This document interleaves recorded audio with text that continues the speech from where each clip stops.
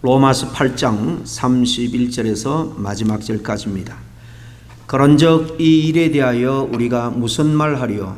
만일 하나님이 우리를 위하시면 누가 우리를 대적하리요? 자기 아들을 아끼지 아니하시고 우리 모든 사람을 위하여 내주신 이가 어찌 그 아들과 함께 모든 것을 우리에게 주시지 아니하겠느냐?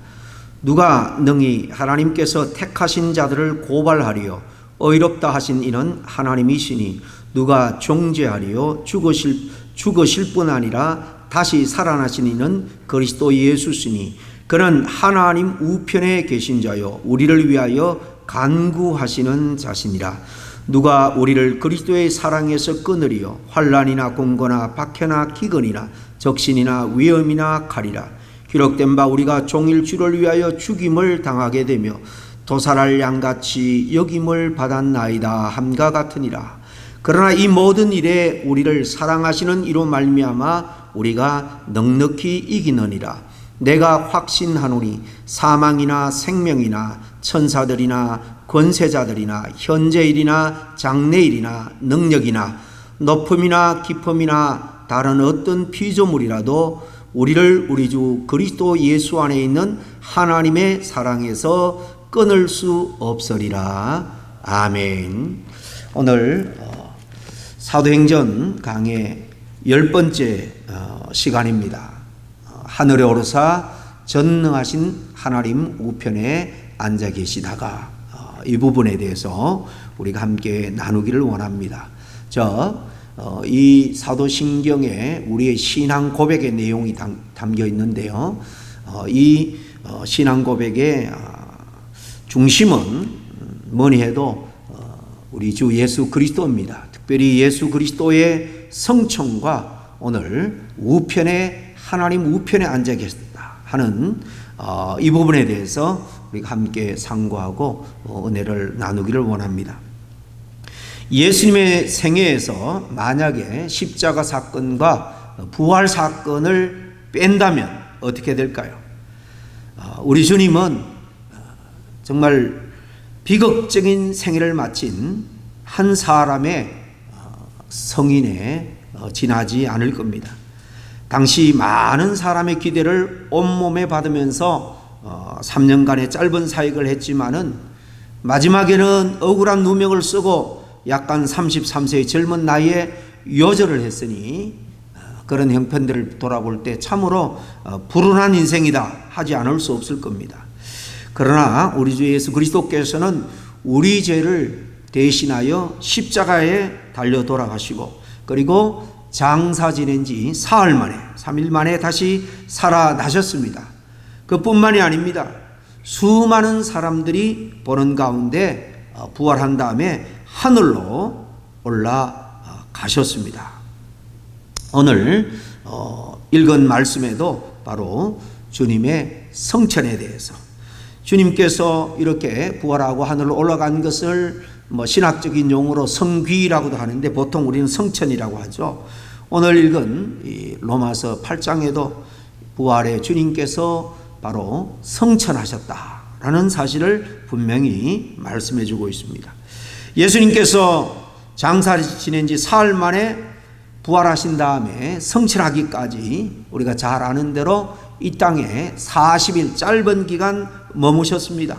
부활의 몸으로 제자들을 일일이 만나서 저들에게 믿음을 확고하게 해 주셨고 본인이 떠나감으로 말미암아 이 땅에 또 하나님의 일을 이루어갈 성령, 약속의 성령을 기다리라 이렇게 말씀하셨습니다.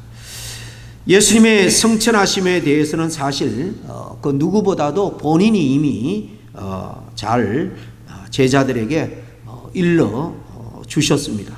요한복음 20장입니다. 20장 17절에 보면 예수께서 이러시되 나를 만지지 말라 내가 아직 아버지께로 올라가지 못하였노라. 너는 내 형제들에게 가서 이르되 내가 내 아버지 곧 너희 아버지 내 하나님 곧 너희 하나님께로 올라간다 하라 하셨습니다. 부활하신 다음에 제자들에게 성천에 대해서 이렇게 말씀해 주셨고 이 땅에 40일 부활의 몸을 입고 제자들과 함께 거하시고는 약속대로 성천하신 겁니다. 또 예수님께서 제자들에게 요한복음 16장 7절에도 보면 그 이전에 벌써 주님께서 이렇게 말씀합니다. 내가 떠나는 것이 너에게 유익이라.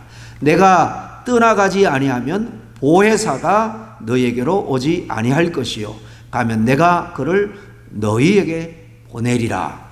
보혜사 파라클레토스라는 이 보혜사는 우리를 돕는 자입니다. 우리를 치료하고 위로하고 또 우리를 하나님의 자녀로서 끝까지 승리할 수 있도록 도우시는 분, 헬퍼, 카운셀러, 힐러, 여러 가지 정말 하나님의 백성들을 전천후 그렇게 도우시고 함께 하시는 분이 바로 이 파라클레토스 성령님이신데, 이분은 영이기 때문에 제3위 하나님 성령이기 때문에 이렇게 주님께서 떠나고 그분이 오는 것이 더 유익하다, 이렇게 사실 나중에 말씀하는 것입니다. 그때만 해도 제자들은 예수님이 떠나는 것이 너에게 유익하다 이 말씀을 전혀 이해하지 못했을 것 같습니다. 왜 저들에게 유익한지, 왜 주님이 떠나가는지 유익한지 우리가 앞으로 몇 가지 통해 살펴보겠습니다. 만약에 성천하지 않았다면 여러분 어떻게 되었을까 여러분 한번 생각해 보시길 바랍니다. 예수님께서 하나님의 나라 완성을 위해서 이 땅에 계속 부활한 다음에 계셨다 그러면 육신의 몸을 입고 있기 때문에 부활도 완전한 몸을 입는 겁니다. 그러니까 이 육신을 입었다라는 것은 공간적인 제약을 받을 수밖에 없습니다. 제가 지금 이 강단에 있으면서 동시에 저희 집에 있다든지 한국에 있다든지 할 수가 없는 일이죠. 주님께서 성천하지 아니었다라고 생각해 보면 보혜사 성령님이 우리에게 오시지 않았을 것입니다. 그러므로 시공간을 초월해서 이 땅에 하나님의 역사를 친히 이끄시고 도우시는 성령님의 은혜와 은사와 능력을 우리는 덧입지 못하게 될 겁니다. 그러나 예수님께서 성천하심으로 말미암아 우리에게 보혜사 성령님이 임하시게 된 거죠. 이제는 성령님께서 우리와 함께 하시면서 우리의 삶을 인도하신다 그랬습니다. 말씀을 깨닫게 하고요, 또 죄를 지으면은 우리의 양심을 자극해서 우리의 마음을 애통하게 그렇게 자극을 주는 것, 성령께서 하시는 겁니다. 환난과 고난 가운데 처하더라도 넘어지지 않고 주만 바라보고 다시 힘을 낼 수 있게 하는 바로 성령님입니다. 이것이 예수님께서 성천하심으로 말미암아 우리에게 주시는 더 큰 은혜인 줄로 믿습니다. 만약에 2000년 전에 부활한 주님이 계속 있었다, 그때 그 당시 어떤 그 문화나 그런 배경에서 사역하신 주님께서 이렇게 시간적으로 2000년이 지난 오늘날 그때 그 조건에서 사실 사역한다는 것은 거의 불가능할 것입니다. 지식적인 그런 수준이나 여러 가지 문화적인 측면에서 너무나도 발전했고 바뀌었기 때문에 주님은 그때와 다른 각도로 또 시공간의 제약을 받으면서 일하실 수밖에 없습니다. 그런저런 모든 것을 고려해 볼 때에 주님이 부활하신 다음에 성천하시고 성령께서 보내주시는 이 놀라운 하나님의 섭리와 계획은 사실 우리에게 얼마나 큰 은혜고 큰 축복인지 모릅니다. 예수님께서 성천하기 전에 제자들과 함께 하실 때 한 번은 제자들이 예수님에게 이런 질문을 한 적이 있죠. 사도행전 1장에 나오는데요, 주께서 이스라엘 나라를 회복하심이 이때입니까? 이렇게 묻습니다. 제자들의 관심이 어디에 지금 있는 것 같습니까? 이스라엘을 다시 회복하는 때가 이때입니까? 부활의 주님을 만난 다음에 이때가 아닌가 생각하고 주님께 묻습니다. 주님이 정치적인 메시아로 로마의 압제로부터 이 민족을 회복시키고 독립시키고 다시 다윗 왕국과 같은 그런 다윗 왕으로서 그런 권력과 능력을 가지고 그 왕국을 다시 재건해 줄 것을 기대하고 사실 묻는 것입니다. 그럴 때 자기들은 다 한 자리 차지할 수 있을 것이다. 거기에만 관심이 가득 차 있는 그런 질문인 겁니다. 이 질문에 대해서 사도행전 1장 8절에 보면 예수님께서 뭐라고 말합니까? 때와 기한은 아버지께서 자기 권한에 두셨으니 너희 알 바 아니요 오직 성령이 너에게 임하시면 너희가 권능을 받고 그리고 예루살렘과 온 유대와 사마리아와 땅끝까지 이르러 내 증인이 되리라. 그렇게 말씀하십니다. 전혀 다른 말씀을 하시죠. 그들의 바라는 바와 다른, 그러나 정말 성령이 오시는 것이 제자들에게 유익하고 또 장차 이 땅에 하나님의 나라를 완성하는 때 그것이 사실 제자들이 기다리고 기대해야 될 더 큰 때요 일인 줄로 믿습니다. 부활하신 예수님을 중심으로 이스라엘 나라의 정치적인 회복을 기대했던 제자들의 기대가 사실 주님께서 하늘로 승천할 때 일순간에 물거품으로 변하고 만 거죠. 예수님께서 하늘로 올라가시던 날 텅 빈 하늘을 쳐다보고 있는 이 제자들은 아마 어쩔 줄 몰라 했을 것입니다. 그때 천사가 나타나서 제자들에게 뭐라고 말합니까? 사도행전 1장 18절 말씀입니다. 갈릴리 사람들아 어찌하여서 하늘을 쳐다보느냐? 너희 가운데서 하늘로 올리우신 이 예수는 하늘로 가심을 본 그대로 오시리라. 무슨 말씀입니까? 이제 새로운 시대가, 주님은 부활하신 다음에 승천하지만은 이후 이 하나님의 역사, 메시아의 사역이 끝난 것이 아니라 새로운 시대가 도래한다라는 말입니다. 그것은 결국 성령의 시대고 교회의 시대입니다. 지나가고 보니까 이 말은 결국 성령의 시대, 교회의 시대가 이제 제자들이 그리고 후세들에게 도래하고 있다. 이것을 강력하게 이렇게 나타내는 메시지입니다. 예수님께서 성천하시고 난 다음에 함께 모여서 간절히 기도하던 120명의 제자들에게 성령께서 강하게 역사하죠. 성령 충만을 받은 제자들이 나가서 복음을 전하기 시작합니다. 그랬더니 많은 사람들이 회개하고 돌아옵니다. 그리고 예루살렘 교회가 정말 하루가 달리 그 복음을 듣고 회개하고 돌아온 사람들로 인해서 점점 모이는 수가 늘어납니다. 예루살렘의 초대 교회는 이렇게 크게 부흥하고 또 이 초대 교회의 주의 종들, 이 제자들은 정말 주님의 그 놀라운 광경, 부활과 성천을 직접 경험했기 때문에 직접 그들도 수많은 기적을 베풀기도 합니다. 이것은 매우 중요한 의미가 있는 겁니다. 예수님께서 이 땅에 계실 동안에는 예수님께서 직접 말씀을 하시고 병자를 고쳐주셨죠. 그렇지만 예수님께서 성천한 다음에 성령님을 보내시고 이제 교회를 세우십니다. 그렇게 한 이유는 교회로 하여금 이제 예수님이 하던 모든 사역을 교회에 위임한 겁니다. 교회가 계속해서 그 일을 하라는 뜻입니다. 자신의 사역을 교회에 다 맡겨주신 겁니다. 성천하신 예수님께서 이제 몸된 교회를 통해서 남은 하나님 나라 사역을 감당하기를 원합니다. 교회는 뭡니까? 첫째는 하나님에 대한 예배하는 곳입니다. 그리고 하나님의 복음이 선포되고 가르쳐지는 곳입니다. 그리고 또한 이웃에 대한 아름다운 섬김과 더불어서 아름다운 믿음의 사람들이 서로 천국을 소망하며 여기서 천국의 삶을 교제를 통해서 아름다운 삶을 통해서 훈련하는 그런 삶이 이루어지는 것입니다. 예수님께서 치유와 은총과 사랑의 복음을 사람들에게 들려주신 것처럼 오늘 우리 교회는 교회에 지쳐진 우리 한 사람 한 사람은 사실 그 일을 감당해야 하는 겁니다. 이 사명이 우리 교회 우리 모두에게 있음을 우리는 꼭 기억을 해야 할 줄로 믿습니다. 자, 그럼 예수님께서 성천하셔서 지금 어디에 계시고 그것은 뭘 의미하는가 하는 것입니다. 사도신경에 우리가 본 것처럼 하나님 우편에 앉아 계신다라고 고백을 하죠. 빌립보 3장 22절에 보면 이런 말씀이 있습니다. 저는 하늘에 오르사 하나님 우편에 계시니 천사들과 권세들과 능력이 저에게 순복하느니라.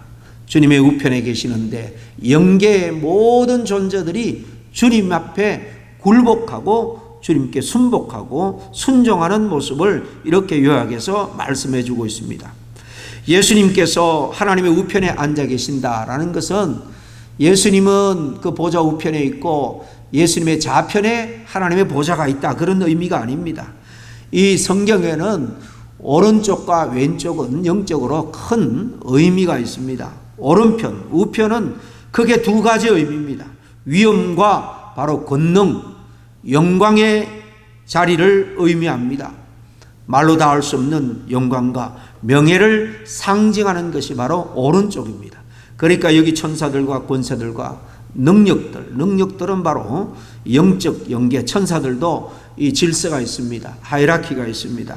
그들을 이렇게 여러 가지로 말하는데 능력들 그럴 때 바로 능력을 행하는 영적 존재, 천사들 여기서 말하는 겁니다. 그들이 다 예수 그리스도의 위엄과 권능 앞에 순종한다라는 것을 의미합니다. 오른편은 그런 의미고, 또 재판할 때 오른편에 누가 있는가 하면은 변호인이, 변론을 하는 사람이 바로 오른편에 서서 변론을 합니다. 그 오른편은 권능의 자리고 또 누구를 변호하는 자리다라는 것을 우리는 알 수 있습니다. 그럼 첫째로 먼저 예수님께서 승천하셔서 하나님의 우편에 앉아 계신다는 이 첫 번째 의미에 대해서 우리가 함께 좀 더 깊이 살펴보겠습니다. 우편은 위엄과 권능, 영광과 명예를 상징한다라고 말씀을 드렸는데, 그렇게 볼 때 승천하신 예수님이 바로 하나님의 우편에 계신다. 그것은 예수님께서 인간의 몸을 입고 이 땅에 오시기 이전 하나님과 동등됨을 회복하셨다라는 것을 사실 의미하기도 합니다. 그러므로 말미암아 하늘과 땅의 모든 권세를 가지게 된 것을 여기서 우리에게 보여줍니다. 하나님과 동등됨의 권세를 회복한 거예요. 빌립보서 2장 6절에 우리가 잘 아는 말씀입니다. 그는 근본 하나님의 본체시나 하나님과 동등된 분이라는 거예요.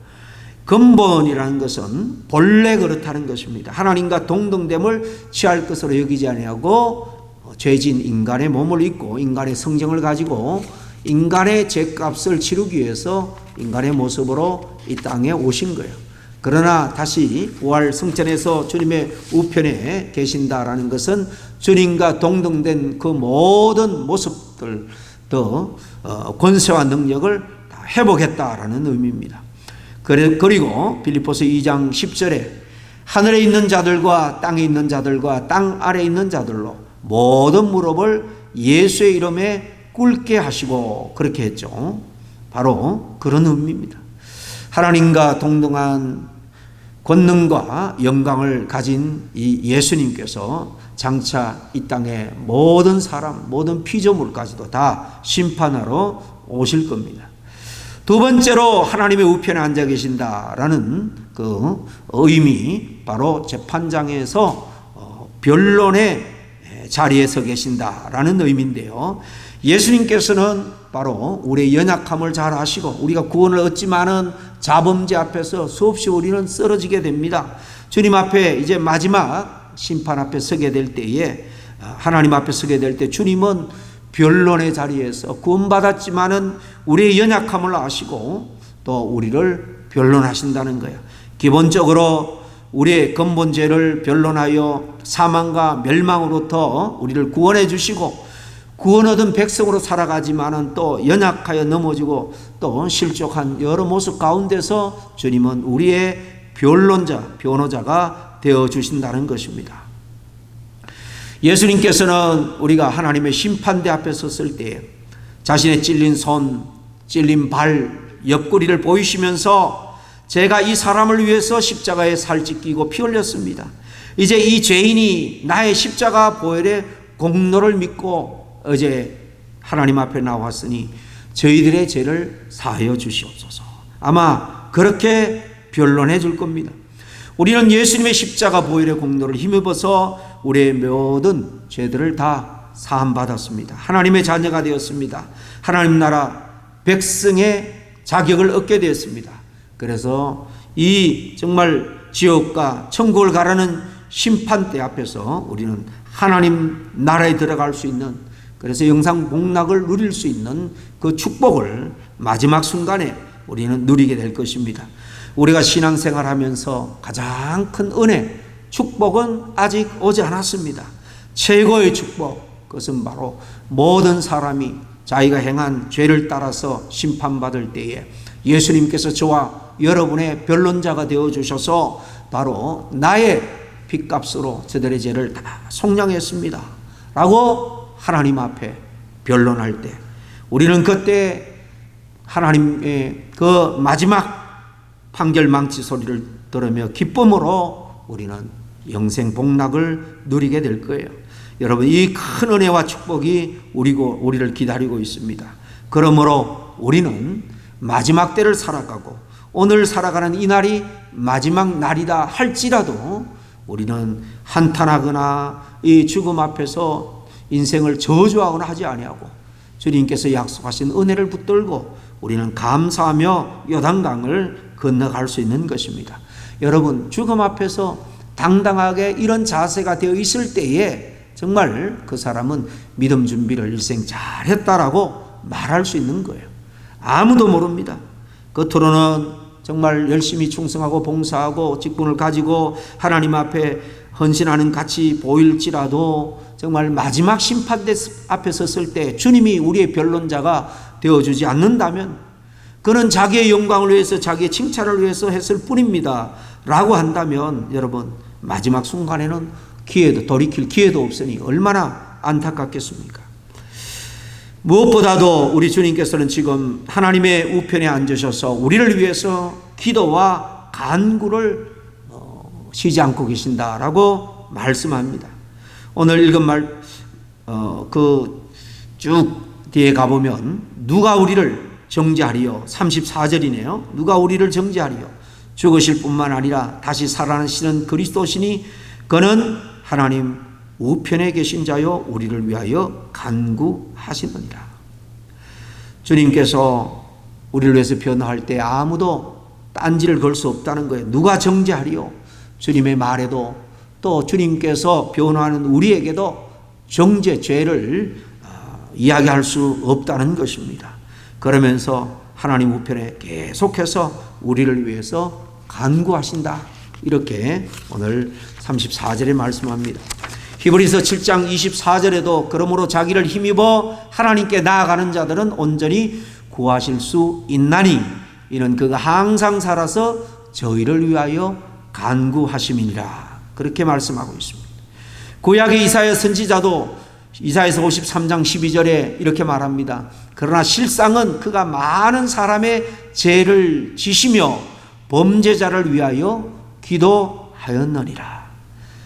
많은 사람의 죄를 지시고 범죄자를 위해서 기도한다, 중보한다라는 것을 일찍이 이사야 선지자가 예언하고 있습니다. 처럼 예수님께서는 죄인들을 위해서 이 땅에 계실 뿐만 아니라 부활성천한 다음에도 하나님의 우편에 계시면서 우리를 위해서 이렇게 계속해서 중보하고 기도하고 계심을 우리는 믿어야 합니다. 우리도 기도를 하지만 때로는 정력으로 쓰기 위해서 잘못 구할 때도 얼마나 많습니까? 그러나 우리 주님의 기도, 성령님의 기도는 우리의 기도보다는 훨씬 더 지혜롭고 온전합니다. 그 기도는 진정 우리를 위한 궁극적으로 우리에게 영육간에 유익이 되는 기도입니다. 모든 것이 합력해서 선을 이루는 그런 기도입니다. 마지막으로 사도행전 8장 55절을 함께 보겠습니다. 스데반이 성령이 충만하여 하늘을 우러러 주목하여 하나님의 영광과 및 예수께서 하나님 우편에 서신 것을 보고, 그랬죠. 하나님 우편에 성천한 다음에 앉으셨다 그랬는데, 스데반이, 하나님의 사람 스데반이 순교할 때, 사실 이 순교의 피로 말미암아 폭발적으로 복음이 예루살렘을 넘어서 땅끝까지 그렇게 확장되어가는 놀라운 역사가 일어나죠. 이 중차대한 선교사에게 정말 시발점이 되는 이 스데반 집사의 순교의 장면을 사실 말씀하고 있는데, 이 귀한 순교 장면에 주님은 앉아있지 못하고 벌떡 일어서신 것을 보게 됩니다. 무슨 말입니까? 끝까지 스데반이 정말 이렇게 순교당하지만은 하나님께서 예수님께서 그 영혼을 붙들고 지키시고 책임져 주신다는 것입니다. 박해자들은 스데반을 죽임으로 말미암아 자기가 승리했다고 생각하지만은 하나님의 나라는 그의 순교의 피로 말미암아 땅끝까지 확산되고 오늘 우리에게까지 흘러 은혜의 강이 우리에게 흘러 넘치고 있는 겁니다.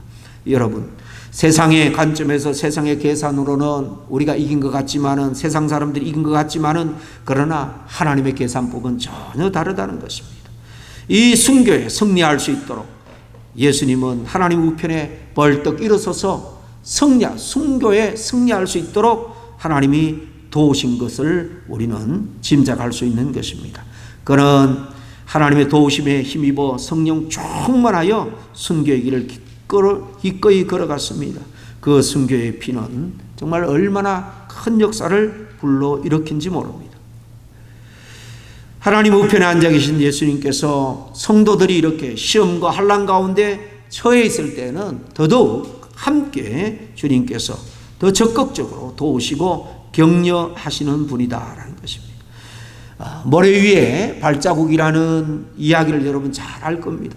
한 믿음의 성도가 그 모래에 두 발자국이 쭉 나 있는 것을 보고 하나가 주님이고 하나가 자기인 것을 그렇게 들을 때 얼마나 감사인지 모릅니다. 그런데 어느 순간에 보니까 한 사람 발자국밖에 없는 거예요. 하나가 사라졌습니다. 그때는 돌이켜보니까 제일 힘들 때였습니다. 주님께 한탄합니다. 이때는 내가 정말로 힘들고 어려운 때였는데 왜 그냥 나 혼자 버려 두셨습니까? 그러나 주님이 조용히 말씀하죠. 그 발자국은 네가 힘들 때 네가 걸어가는, 비틀거리며 걸어가는 발자국이 아니라 내가 너를 얻고 간 나의 발자국이다. 이렇게 힘들고 어려울 때 주님은 더 적극적으로 저와 여러분을 이렇게 하나님 보좌 우편에서 도우시고 중보하시는 분임을 믿을 수 있기를 바랍니다. 우리 앞에 나의 등 뒤에서 찬양을 불렀습니다. 이 가사처럼 주님은 우리 등 뒤에서 우리를 도우시는 분입니다. 우리 인생길에서 지치고 고나여 매일처럼 주저앉고 싶을 때에 우리를 밀어주시고 새 힘을 주시고 도우시는 분임을 믿어야 합니다. 그러므로 더욱더 주님을 의지하는 삶을 살아갈 수 있기를 바랍니다. 이제 말씀을 맺습니다. 우리는 우리 주 예수 그리스도께서 우리를 위하여 십자가에 못 박혀 죽으심으로 말미암아 저와 여러분은 죄를 용서받았습니다. 또 주님께서는 죽음을 이기고 사흘 만에 부활하심으로 말미암아 썩지 않은 그런 영광의 몸을 입음으로 말미암아 우리의 부활의 첫 열매가 되셨습니다. 예수님께서 또 성천하셔서 지금 우리를 위해서 처소를 예비하고 계시는데 반드시 다시 올 것을 믿고 우리는 고대합니다. 주님 외에는 천하인간의 구원 얻을 만한 다른 이름을 우리에게 주신 적이 없다라고 말씀합니다. 주님께서 말씀하시기를 내가 곧 길이라고 말씀하시죠. 진리고 생명이고 나로 말미암지 않고는 아버지께로 올 자가 없다라고 분명히 말씀하셨습니다. 우리를 택하시고 부르시고 구원하신 우리 주님의 이름을 찬양합니다. 우리가 세상에 수많은 종교가 있고 수많은 신들이 있지만은 정말 그 가운데 저와 여러분이 그 수천 수만 종교를 다 배제하고 우리가 주님의 자녀가 되었다는 이 사실은 특별한 은혜인 줄로 믿습니다. 그냥 남들이 교회 다니니까 나도 휩쓸려 다니는 그런 존재가 아니에요. 우리는 창세 전부터 예비된 그런 존재고 때가 되매 하나님께서 성령의 감동 감화 역사를 통해서 저와 여러분에게 복음을 듣게 하고 또 수많은 사람들은 다 배제했을지라도 저와 여러분은 결국 아멘으로 받아들이고 믿음으로 말미암아 하나님의 영광의 백성이 되었으니 얼마나 큰 축복입니까? 남은 여생 그저 감사와 찬양만이 흘러 넘치는 저와 여러분의 인생이 되기를 간절히 축원합니다. 기도하겠습니다. 하나님 아버지 참으로 감사와 찬양을 올려드립니다. 아버지 하나님, 정말 우리가 10년, 20년, 아니 일생 우리가 예수 그리스도를 믿고 교회 다니며 신앙생활을 하지만은 아버지 하나님, 이것이 얼마나 큰 하나님의 특별한 은총이고 특권인 것을 잊어버리고 그저 습관적으로 교회 다니고 때로는 인생이 고달프고 힘들 때에 아버지 하나님, 정말 예배 생활 주님 앞에 헌신하는 그런 섬김의 삶을 등한할 때가 얼마나 많았는지 모릅니다. 다시 한번 아버지 하나님, 주님의 큰 은혜를 생각하고 지금도 부활 성찬하셔서 하나님의 보좌 우편에서 우리를 정말 10년까지 와치하시고 도우시고 역사하시고 마지막까지 견인하시는 우리의 주님을 찬양합니다. 홀로 영광받아 주시옵기를 간절히 바라고 나올 때에 예수님의 이름으로 기도하옵나이다. 아멘.